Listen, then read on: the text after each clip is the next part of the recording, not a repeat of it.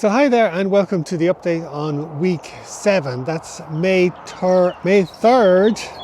I was going to say it in the Irish way, 3rd to 9th. And unfortunately the weather is beautiful and sunny today. This is May 9th when I'm recording this, but there's a cold northerly breeze. And it hasn't been raining, so it's not really great conditions for the garden. Nice during the day, very cold at night, no rain at all, so the ground is starting to dry out, and that bitter coldness, so you don't really feel like getting out into the garden. But anyway, this is nature. You're going to have weeks like that where it's not going to be so conducive. Other weeks are going to be fantastic, so that's the ups and downs of it. So I'm going to give you an update then on where I am this week, week 7. So this week, what was I supposed to do? I was supposed to fence an area around a chicken tractor. So I was going to do that. I was going to continue out to plant out seedlings from the glass house. I was going to plant tomatoes and strawberries in the second polytunnel. This is the second polytunnel behind me here. I was also going to check the bees as part of the weekly checks, because this time of the year you're supposed to do a weekly check. So I'm going to give you an update on where I am and what's going on. So in terms of planting out the plants from the glass house, yes, I did plant out, and I also planted in raised beds. I made some extra raised beds to make the compost go further, and I'm putting all the sticks and the junk in the bottom, then the grass layer, and then on top of that compost. So I'm trying to save the compost. So that seems to be working out well, and I've planted out a lot of plants into the second polytunnel, and also I've made another raised bed outside as well. And the tomatoes are amazing, of course. They're just growing from strength to strength. And, I mentioned before, you plant a small little seed and then it looks like after a couple of weeks, it peaks up. But when they take off, and they really are bursting out of the pots at this point. So I've got loads of tomatoes.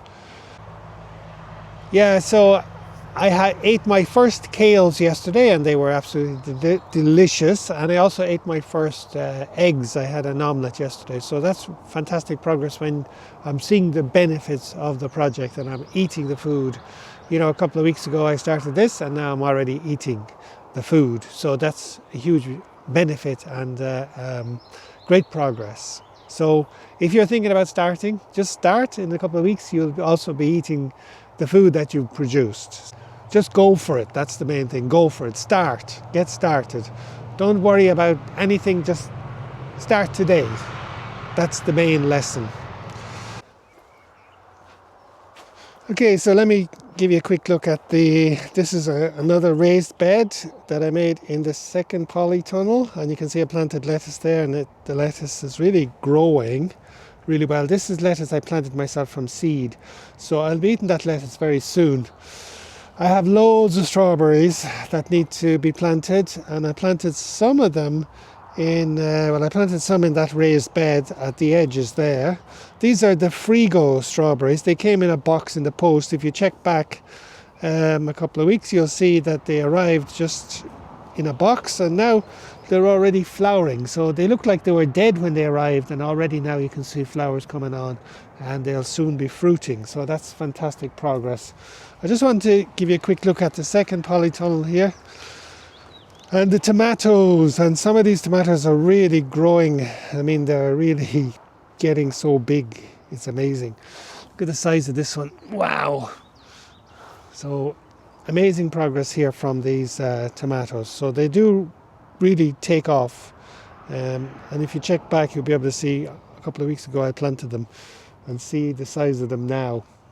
So here are the hens, and you can see in my chicken tractor, and I'm using this sack trolley to move it around, to pull it around every day, so that's helping.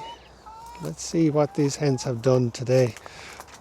One of the issues I had was the nest box, and I had an issue with the nest box. Now you can see a lovely egg. I don't know if you can see an egg in there. And I also made a second nest box over here. So I might just get in there with our little hen friends and have a look, see what they've done. Now, you can't go out now, hens, sorry. I'll let you out later. No. You can see in there, in that box, you see an egg at the back under the pillow. That's the second nest box that I made this week.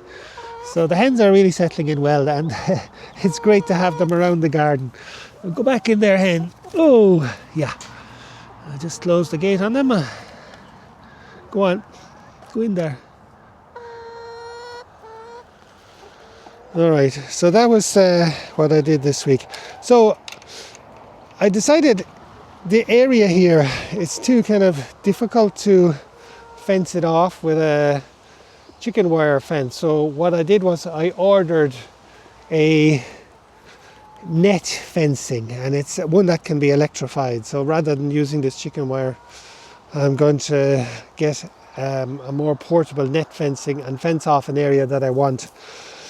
And then during the day, let the hens out of this chicken tractor and then into a bigger area. But otherwise, really, really good. And as I said, I've eaten my first egg, so really happy about that. So one of the lessons I was thinking about this week is that, you know, waste can also be a resource. So for example, I have lots of willows around this garden, I have lots of waste sticks, etc. So here you can see that I'm using them to fill into the base of this bag, and this is a 1-tonne bag that, again, it's waste. It was, you know, delivered with compost or sand or gravel or something like that, and otherwise it's just a waste. So now I'm turning it into a raised bed. I'm using the waste timber there, and I think a lot of things in our world or in our life can be waste and can be turned into something else or repurposed. So I think that's an important lesson that I'm reflecting on this week. And I think the same applies over here to the hens. That hen house was an old dog kennel that I repurposed. There's a bucket there, plastic bucket, that I'm using as the nesting box, and an old drawer. So all this is basically junk. And even those timbers that I made that chicken tractor from, these were old rafters from a roof. So everything is being repurposed. So I think that's something really good. And I think there's huge potential always to repurpose stuff and to reuse stuff. So that's the big lesson that I'm reflecting on this week. So that's the update on week 7. Next week, this coming week, I need to check the bees. I didn't mention bees this week, but again, I need to check them because, you know, it's getting risky if I don't check. I don't want to lose a swarm, especially on that very strong colony that I have. I also need to keep an eye on the honey. They're putting in honey, so I need to be able to take that off straight away. Now, I didn't do anything this week. You know, the weather was cold, it was northerly winds, and it wasn't great. I could have done it, but I didn't, so I'll probably be doing it as soon as possible, maybe even later today or tomorrow. So just to check on the bees, and, you know, obviously I'll wait for when the weather is nice at least, and the bees are flying well, to avoid, I won't open them in the morning or something like that. I'll wait till the afternoon, catch a nice bit of heat, and hopefully open them then. But that's something I need to check on urgently. And of course, I'm waiting for this chicken netting to arrive, and I'll hopefully by the end of next week I'll be in the process of putting that up. So thanks again for watching the Garden Laboratory, and I'll see you with another update next week. Thank you.